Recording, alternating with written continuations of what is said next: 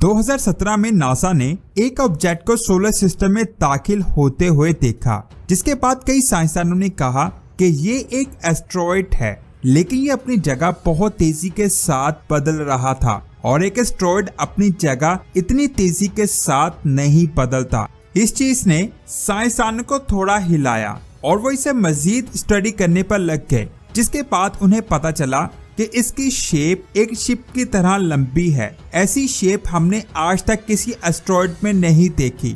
इसके अलावा ये जिस रफ्तार के साथ हमारे सोलर सिस्टम में दाखिल हुआ वो 87 किलोमीटर फी घंटा थी, जो किसी भी एस्टेरॉयड की रफ्तार से 3 गुना ज्यादा थी। ये रफ्तार नासा के पार्कर सोलर प्रोब के बराबर थी। इन दोनों चीजों से साइंसदानों को ये बात तो कन्फर्म हो गई कि ये एस्टेरॉयड नहीं है और ना ही ये कॉमेट या मेट्रॉयड है। अब सवाल ये आता है कि ये चीज है क्या। अब बारी थी इसके ऑर्बिट को स्टडी करने की और इसके ऑर्बिट को देखकर साइंसदान हैरान हो गए, क्योंकि इसका ऑर्बिट सीधा था, यानी ये सोलर सिस्टम में दाखिल हुआ और अब वो सीधा इससे बाहर जा रहा था। इस चीज को देखकर साइंसदान सोचने लगे कि ये कहीं एलियंस का जहाज तो नहीं है, क्योंकि आमतौर पर जब कोई एस्टेरॉयड या ऑब्जेक्ट सोलर सिस्टम में दाखिल होता है तो सूरज की ग्रेविटी की वजह से उसके गिर्द घूमने लगता है और इस ऑब्जेक्ट की जो रफ्तार थी, सूरज की ग्रेविटी की वजह से किसी भी ऑब्जेक्ट की रफ्तार इतनी ज्यादा नहीं हो सकती। और इससे भी ज्यादा हैरान करने वाली बात ये थी कि जैसे जैसे ये हमारे सोलर सिस्टम से बाहर जा रहा था, इसकी रफ्तार बढ़ती जा रही थी।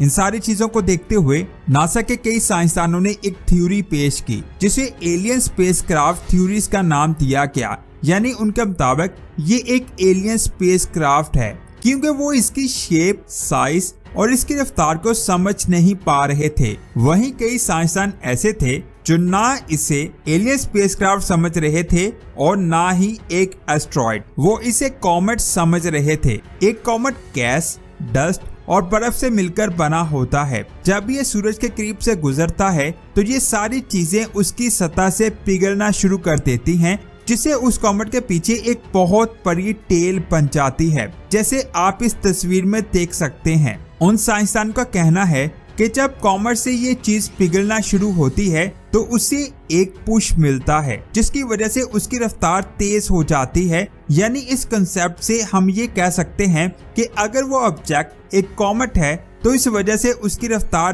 तेज होती होगी, लेकिन उस ऑब्जेक्ट की तो कोई भी टेल नहीं थी। यानी ये बात भी क्लियर हो गई कि ये एक कॉमेट भी नहीं है। अब सवाल फिर वही आता है कि ये चीज है क्या। इसका जवाब जानने के लिए एक साइंसदान जेनिफर ने इसे स्टडी करना शुरू किया। इसने उस ऑब्जेक्ट के अंदर होने वाले केमिकल रिएक्शन को स्टडी किया और कहा कि अगर उस ऑब्जेक्ट की टेल नहीं बन रही तो हो सकता है कि उसके अंदर डस्ट और बर्फ पिघल ना रही हो, लेकिन उसके अंदर मौजूद गैसेस खारिज हो रही हैं, जिसे हम नहीं देख सकते।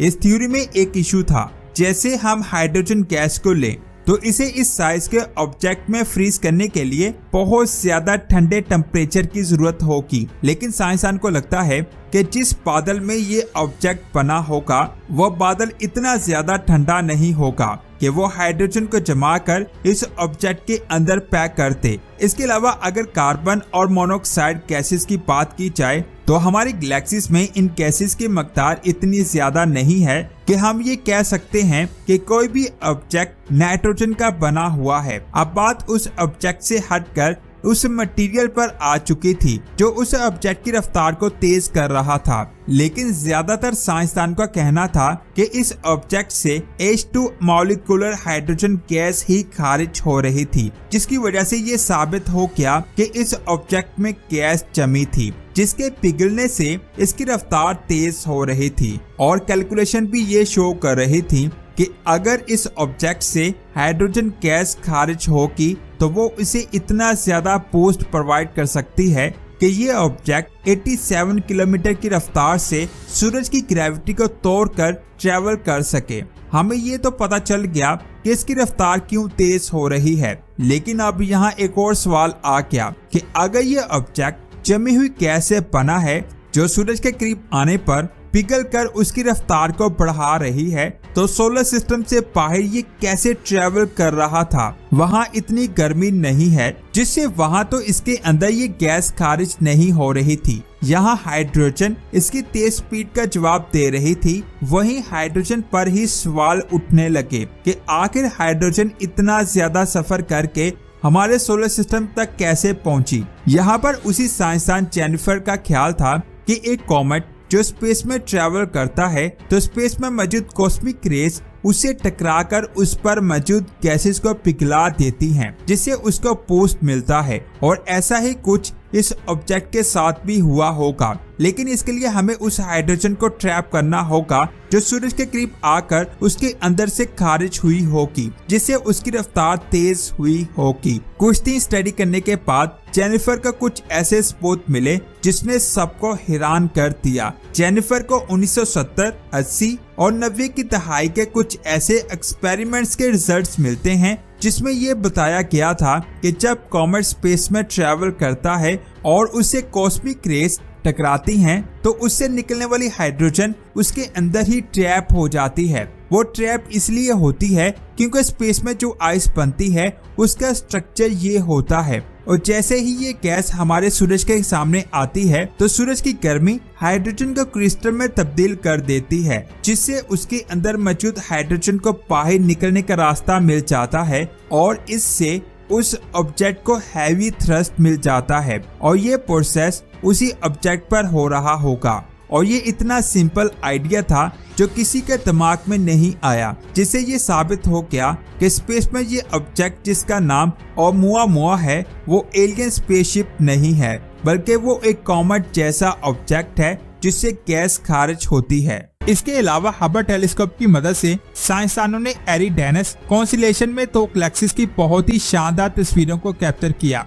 ये दोनों गैलेक्सीज आपस में टकरा रही हैं और इनके किट स्टार्स का बहुत ही खूबसूरत और ग्लोइंग रिंग बना हुआ है। ये रिंग गैलेक्सीज के किट इनकी ग्रेविटेशनल फोर्स की वजह से जुड़ा हुआ है। इन गैलेक्सीज को साइंसदानों ने ARP मेटेओर 417-391 का नाम दिया है। ये हमारी जमीन से 670 लाइट ईयर दूर हैं, जो एरिडेनस कॉन्स्टेलेशन में मौजूद हैं। इस कॉन्स्टेलेशन को साउथर्न हेमिस्फीयर में आसानी से देखा जा सकता है। इस तस्वीर को हबल के एडवांस कैमरा फॉर सर्वेस की मदद से कैप्चर किया गया है। इस कैमरा को कायनात में सबसे पहले बनने वाली गैलेक्सीज को ढूंढने के लिए खास तौर पर डिजाइन किया गया था और इसे 21 नवंबर 2022 को यूरोपियन स्पेस एजेंसी ने रिलीज किया था।